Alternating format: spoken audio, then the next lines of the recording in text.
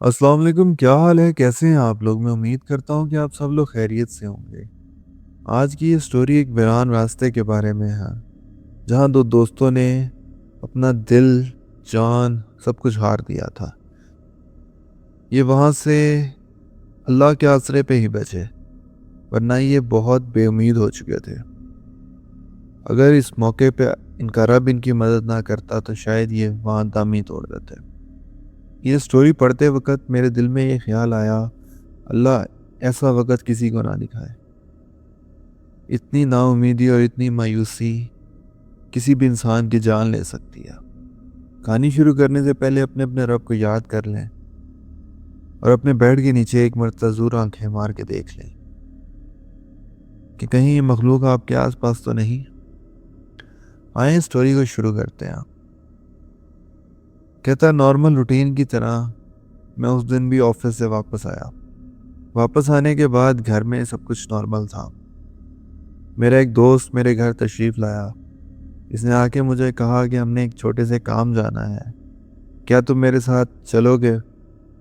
मैंने कहा हाँ यार ज़रूर, पर काम कितना लंबा है, मैंने कल ऑफिस भी जाना है। कोशिश करना कि हम जल्दी वापस आ जाएं। इसने कहा हाँ यार, बस ये पास के गांव जाना है, कुछ देर में हम वापस आ जाएंगे। मैंने कहा चलो। ये कह के हम दोनों ने बाइक स्टार्ट किया और हम दोनों अपने सफ़र पे निकल गए। मगरिब के बाद हम अपने सफ़र पे रवाना हुए थे। इसने एक साथ वाले गांव जाना था, जिसका रास्ता कब्रिस्तान की एक दीवार के साथ से गुजरता था। वो कच्चा सा दरियाई रास्ता था, रेत से भरा हुआ रास्ता। जब हम उस रास्ते पे चले तो मैंने इसको मना किया कि भाई यहाँ से नहीं जाना चाहिए, कोई और रास्ता देख लो। इसने कहा सबसे शॉर्ट रास्ता उस गांव को यही जाता है, तुम ना परेशान हो, 2-4 मिनट का रास्ता है, गुजर जाएगा। हमने वो कब्रिस्तान क्रॉस किया तो हम एक अंधेरे में चले गए। अंधेरा तो हर रोज रात होता है, पर उस रात का अंधेरा कुछ अजीब था। मैं इसके पीछे बैठा हुआ था, ये बाइक चला रहा था। अंधेरा काफ़ी ज़्यादा गहरा हो गया। मैं आपको इस तरह बताऊं कि हमारे बाइक की रोशनी, जहाँ पीछे हमें कुछ 10-12 फुट नज़र आ रही थी, अब हमें 3-4 फुट नज़र आ रही थी। हमारे राइट साइड पे भी फसलें थी और हमारे लेफ़्ट साइड पे फसलें थी, और बीच में एक सड़क जो कि रेतली ज़मीन से भरी हुई थी। काफ़ी कोई 5 मिनट का सफ़र गुजर गया। मैंने इससे पूछा कि यार तुमने तो कहा था कि ये सफ़र सिर्फ 2 मिनट का है, ये ख़त्म क्यों नहीं हो रहा? इसने कहा बस होने वाला है। 4-5 मिनट फिर गुजर गए। मैंने इससे फिर पूछा कि यार मुझे बताओ कि ये सफ़र ख़त्म क्यों नहीं हो रहा? तुमने तो कहा था 2 मिनट का सफ़र है, हम कब से इस रास्ते पे हैं? इसने कहा यार मुझे भी नहीं समझ आ रही, मैं इस रास्ते से कई बार गुजरा हूँ, ये इतना लंबा सफ़र नहीं था। मैंने इसको कहा कि तुमने कोई मोड़ तो नहीं मुड़ना था, हम कहीं किसी गलत रास्ते पे तो नहीं जा रहे? इसने कहा नहीं यार, इस रास्ते पे कोई मोड़ नहीं, ये बस 2 सड़कों के बीच में एक सड़क है जो दोनों गांवों ने कब्रिस्तान आने जाने के लिए बनाई हुई है। मैं बड़ा परेशान हुआ। मैंने कहा अगर ये कह रहा है कि 2 मिनट का रास्ता है तो ये इतना लंबा कैसे हो गया? अभी तक तो हमने इस चीज़ को कोई इतना ज़्यादा अपने सर पे सवार नहीं किया। इसने मुझे एक लफ्ज़ में तसल्ली दी कि यार ख़त्म हो जाता, तुम परेशान ना हो, तुम चुप करके बैठो। उसने दोबारा ध्यान से बाइक चलाना शुरू कर दिया। फिर एक जगह पे जाके इसने बाइक रोक दिया। इसने मुझे मुखातिब करके कहा कि यार यहाँ कुछ तो गड़बड़ है। मैंने कहा क्या हुआ है? कहता है यार ये रास्ता कभी भी इतना लंबा नहीं था। मैंने इससे पूछा कि यार तुम कभी इस रास्ते से गुजरे हो? इसने कहा यार हाँ, मैं इस रास्ते से कई बार गुजरा हूँ। और इसने मुझे बताया कि ये सिर्फ 2 मिनट का रास्ता है, मैं कई बार इस रास्ते से गुजरा हूँ।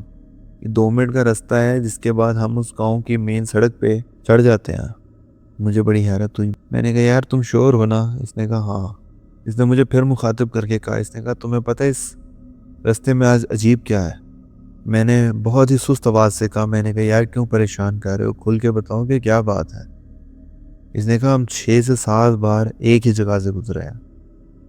मैंने कहा हैं, ये तुम क्या कह रहे हो? इसने कहा हाँ।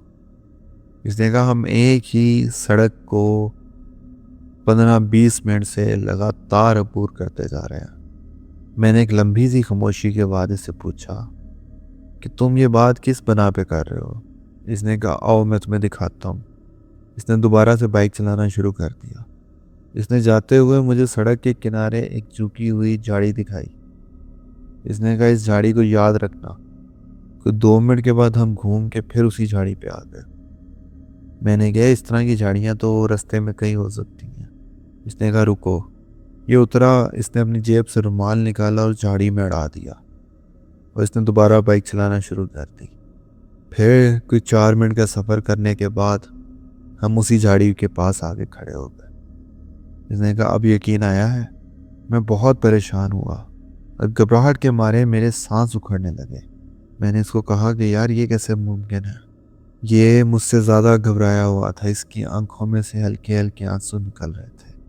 इसने कहा यार मैं पिछले 15-20 मिनट से कंटिन्यूसली बाइक चला रहा हूँ और ये झाड़ी बार बार मेरे सामने आ रही थी।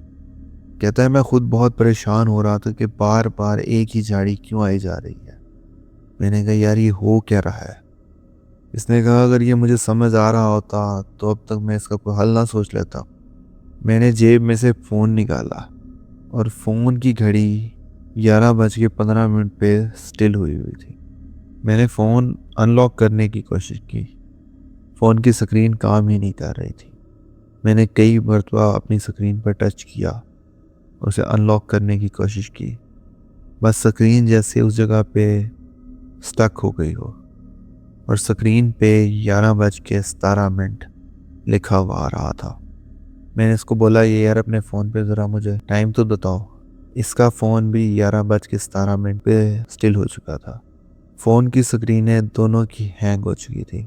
पावर वाले बटन से फ़ोन की स्क्रीन की लाइट तो ऑन होती थी पर फ़ोन अनलॉक नहीं हो रहा था। जैसे हम फ़ोन को टच करके अनलॉक करने की कोशिश करते हमारा टच काम ही नहीं कर रहा था। सिर्फ उस एक बटन के बाकी सारा फ़ोन बेकार था। इस चीज़ से हम मेंटली तौर पे बहुत डिस्टर्ब हुए कि ये फ़ोन काम क्यों नहीं कर रहा है। ये क्यों हमें 11:17 ही दिखा रहे हैं और हम दोनों के फ़ोन एक सिमिलर टाइम पे किस तरह स्टक हो सकते हैं। इसने मुझे कहा कि यार हमें ना वापस की तरफ जाना चाहिए।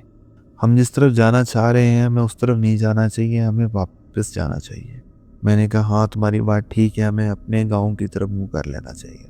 हमने वापसी का रुख किया और इसने बाइक चलाना शुरू कर दिया। मैंने अपनी वॉच पे टाइम देखा तो मेरी वॉच भी 11:17 पे स्टक हुई हुई थी। मैंने इसको कहा कि यार हम कहीं फंस गए हैं और ये कोई वक़्त की कैद है। इसने कहा तुम ये बात कैसे कर सकते हो। मैंने कहा तुम्हारा फ़ोन भी 11:17 पे स्टक है, मेरा फ़ोन भी 11:17 पे स्टक है और मेरी हैंड वॉच भी 11:17 पे स्टक है। इसने कहा यार इस तरह की बातें ना करो, अल्लाह से अच्छे की उम्मीद रखो।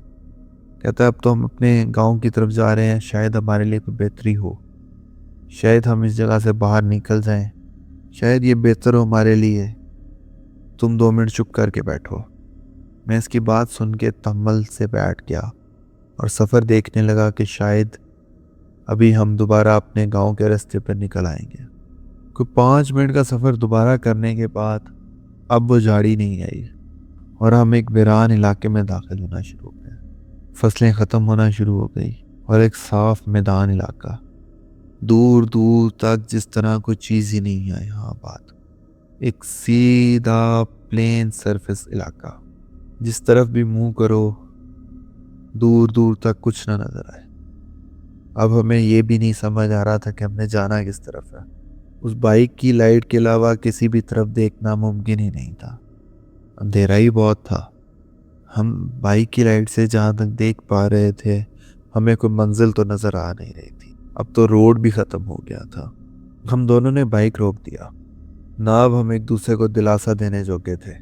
दिल की धड़कनें हर लम्हे के साथ और तेज़ होती जा रही थी। खौफ बढ़ता जा रहा था और परेशानी का आलम यह था कि समझ तक ना आ रही थी कि अब करना क्या है, किस तरफ जाना है। मैंने परेशानी में बाइक दोबारा स्टार्ट कर लिया। इसने कहा किधर जा रहे हो। मैंने कहा तुम पीछे बैठो और मैंने बाइक को उस मैदान में दौड़ाना शुरू कर दिया। फुल रेस पे मैं बाइक को उस मैदान में दौड़ा रहा था। कभी मैं इस तरफ को जाऊं, कभी मैं उस तरफ को जाऊं।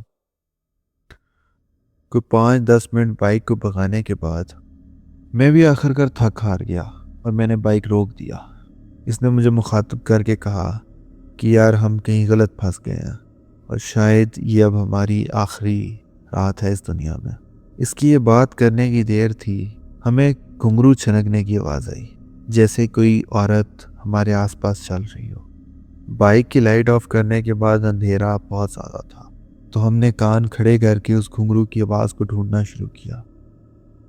कभी वो हमारे आगे से आए, कभी हमारी बैक साइड से आए, कभी वो हमारी राइट साइड से आए। वो जिस साइड से भी आए हम दोनों साइड की तरफ चल पड़े। वो घुंघरू की आवाज़ हमारी चारों तरफ घूम रही थी और वो घुंघरू की आवाज़ चलती चलती आहिस्ता आहिस्ता हमारे पास आना शुरू हो गई। एक लड़की जो सफ़ेद लिबास में थी, उसने दोनों हाथ पीछे बांधे हुए थे और मटक मटक के चल रही थी। वो हमारी तरफ आई और वो अंधेरे में बाकायदा चमकती हुई नज़र आ रही थी। एकदम से उसके हल्के से हंसने की आवाज़ आई। वो आवाज़ बहुत ज़्यादा अजीब थी। ही इस तरह की आवाज़ में वो हंसी और एकदम से दूसरी जानब चल पड़ी। जैसे वो थोड़ा दूर जाती थी वो अंधेरे में कहीं गुम हो जाती थी। खौफ के मारे हम दोनों एक दूसरे का हाथ तक न छोड़ पा रहे थे। उस अंधेरे में खड़े हुए बस यही सोच रहे थे कि अब होगा क्या। सांस उखड़ उखड़ के आना शुरू हो गए थे। मौत बहुत करीब आ चुकी थी। जिसने मुझे आहिस्ता से कहा कि हमें यहाँ से भाग जाना चाहिए। मैंने कहा बाइक की तरफ चलो। अब उस अंधेरे में हमें ये भी याद ना था कि हमारा बाइक कहाँ है, कि हमारी याददाश्त में हमारे कदम जिस तरफ से आए थे हमने आहिस्ता आहिस्ता उस तरफ वापस हटना शुरू कर दिया। हम दोनों अभी वापस बाइक की तरफ जा ही रहे थे कि जैसे ही हम दोनों ने अपना बाइक देखा तो बाइक के साथ हमने इस औरत को खड़ा पाया। इसने बड़ी धीमी सी आवाज में हम दोनों को ये कहा, यहाँ से वापस जाना चाहते हो? चले जाना यहाँ से वापस, पर मेरी मर्जी से। ये कह के ये फिर अंधेरे की तरफ भाग गई। मेरे दोस्त ने एक बुलंद सी चीख मारी और चीख मारने के साथ बुलंद सी आवाज से ये कहा, ऐ मेरे मौला मुझे बचा ले। ये कह के वो ज़मीन पर बैठ गया और रोने लग गया। मैंने इसे दिलासा दिया और इसे कहा कि हौसला रखो, अल्लाह बेहतर करेगा, मैं हार नहीं माननी। मैंने इसे उठाया और हमने जाके बाइक स्टार्ट किया और बाइक का रुख फिर एक जानिब करके दौड़ाना शुरू कर दिया। उस टाइम जो हमारे साथ हुआ वो मैं बयान ही नहीं कर सकता। वो बयान करने के लिए मेरे पास अल्फाज नहीं है। मेरा बाइक फुल स्पीड पे भाग रहा है और वो औरत चलती चलती मेरे बाइक से आगे निकल रही है और मुझे महसूस हो रहा है कि मेरा बाइक तो रुका हुआ है। मुझे क्यों लग रहा है कि मेरा बाइक भाग रहा है? वो औरत चलती चलती बिल्कुल मेरे हैंडल के साथ आ गई। इसने बड़े आराम दे लहजे में कहा, क्या तुम इस दुनिया से वापस जाना चाहते हो? मैंने कोई जवाब ना दिया। इसने कहा, बस मेरी आंखों में देख लो, तुम इस दुनिया से वापस चले जाओगे। मेरे दोस्त की रोने की आवाज़ और बुलंद हो गई। मेरे अंदर इतनी हिम्मत ही नहीं थी कि मैं इस औरत की तरफ देख लेता। मैंने कुरान पढ़ना शुरू कर दिया, ऊंचा ऊंचा आयतुल कुर्सी पढ़ना शुरू कर दी। इस औरत ने एक चीखदार गूंजदार आवाज से ये कहा कि मेरी आंखों में देखो। तुम मेरी आंखों में देखो। मैंने बाइक को रोका और बस अपने रब को याद करने लग गया। हम दोनों ने बाइक वहां खड़ा कर दिया और एक दूसरे के गले लग के ऊंचा ऊंचा रो रहे थे और दिल ही दिल में बस ऊंचा ऊंचा कुरान पढ़ रहे थे कि जब हमारी आंखें खुली तो हम उस कब्रिस्तान की दीवार से कोई 20-25 कदम आगे खड़े हुए थे और हमारा बाइक बिल्कुल हमारे साथ गिरा हुआ था और कब्रिस्तान के गेट के ऊपर लगी लाइट हमें नजर आ रही थी। इसने मेरी तरफ देखा और मैंने इसकी तरफ देखा। मैंने कहा, हमारे रब ने हमें बचा लिया। हमने फौरन बाइक उठाया और वापस अपने गांव में दाखिल हुए। जैसे हम घर की हदूद में एंटर हुए, मेरी वालदा ने मुझे कहा कि तुम लोग इतनी जल्दी गांव से वापस भी आ गए। मैं बहुत हैरान हुआ। मैंने फ़ोन पे टाइम देखा तो फ़कत 15 मिनट गुजरे थे। 15 मिनट में इतना कुछ गुजरा कि कभी मिल के बैठेंगे तो मैं आपको इसके लम्हे डिटेल में समझाऊंगा। आज भी जब मैं और मेरा दोस्त उस वाक़ये के बारे में बात करते हैं तो हमें बाज़ औक़ात एक दूसरे की बातों पे यकीन ही नहीं आता कि कैसे एक लम्हे में इतना कुछ गुजर गया। सिर्फ और सिर्फ घर से निकले 15 मिनट ही गुजरे थे और हमारे लिए वो 15 मिनट ऑलमोस्ट आधी रात के बराबर थे। कभी भी हम उस राज को समझ नहीं पाए, पर आज तक दोबारा कभी हिम्मत ही नहीं हुई उस रास्ते की तरफ वापस जाने की। ये था जी वाक़या इनका। उम्मीद है आपको पसंद आया होगा। वल्लाहु आलम क्या सच था क्या झूठ था, नाम नूम इन्होंने कोई नहीं बताया, बस ये वाक़या मेरे साथ शेयर किया। अगर आपको ये स्टोरी पसंद आई है तो बराए मेहरबानी मेरे चैनल को लाइक शेयर सब्सक्राइब ज़रूर कीजिएगा और इसे अपने दोस्तों तक ज़रूर पहुंचाइएगा। मिलते हैं इसी तरह की एक अच्छी और नई वीडियो के साथ, तब तक के लिए इजाज़त दीजिए। अल्लाह हाफ़िज़।